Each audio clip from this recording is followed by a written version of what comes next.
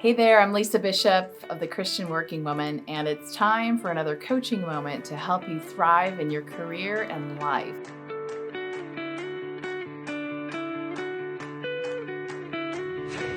Today's video is part one of giving and receiving feedback. Now, when I say the word feedback, I know that you might have had a physical or emotional response to that.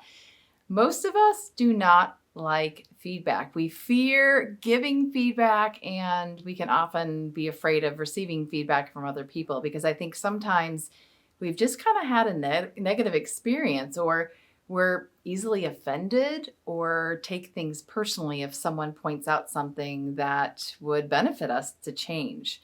So here is a mindset that I want you to consider as it relates to feedback.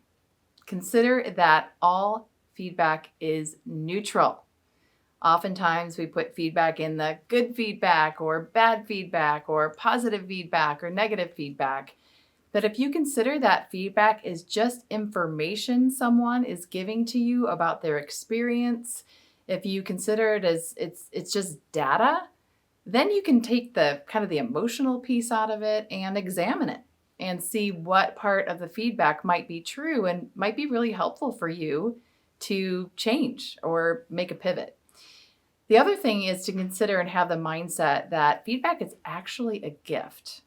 I don't know about you, but I have blind spots, and there are blind spots that I want to know about, because if I don't know about them, then I'm not going to be able to improve or do anything different. The other thing I want you to consider with feedback is stay current. Sometimes we have feedback and we hold on to it for like 6 months. And then even if we tell someone about it, we wait that long, and then the opportunity is really past us to be able to make an important impact in that person's life and give them that bit of feedback.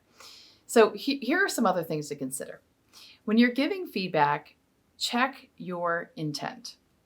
Just know that feedback is actually not meant to be a fix-it. You're not trying to fix someone. You're actually trying to offer them some information that could help them and just, be helpful to them. The other thing you want to do is clarify your motive, clarify your intent. Why are you wanting to give this person feedback? Again, is it to help them? And then when you are actually giving the other person feedback, make sure you express your intent to them and say something like, "Hey, Kim, I have some feedback for you from the meeting the other day, and I really think it could help you. Are you willing to hear it?" The other thing that you want to consider is sharing specific observations. I don't know about you, but I have received feedback in the past, and it's been super general.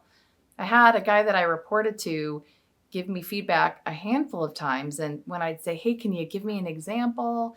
it wasn't out of defensiveness. It was more about, I really need to know an example, because for me, my mind works that way. So if I could say, "Oh, okay, in this situation, I did or didn't do this, and I need to switch that or pivot," that just helps give the person an opportunity to know what you mean by the feedback that you're giving them. So make sure that you share a specific observation, lay out the facts of what you have seen. An example of this is, "Hey, Kim, the other day in the meeting, I noticed that you were on your phone a lot. And the impact that had is I think other people started to kind of wonder if you were really as engaged in this project as we need you to be." The other thing you want to do is make sure you ask the other person what was true for them. As human beings, we take in information and then we can make assumptions. So you want to make sure in that situation, you would say, "What was going on for you at the time, Cam? Or did you notice that?" Which reminds me to remind you that what we say is important, but our demeanor is important too. If we're talking in like a critical or judgmental tone, the person's going to pick that up. But if we're talking in a really kind tone, and again, our intention is to help the other person, they're going to pick up on that as well. So share your specific observation and ask the person what their experience was or what might have been going on for them at the time. And then again, describe the impact. Specific situation, impact of that situation. And then You want to ask for or offer suggestions. So explore some ways to either help the person repeat positive behaviors, which would be called reinforcing feedback, or adopt new behaviors, which would be redirecting feedback.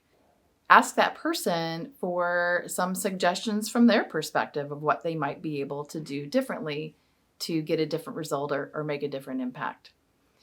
And remember, giving feedback without specifics and without suggestions for improvement is highly discouraging and demotivating. I just want to share another example with you.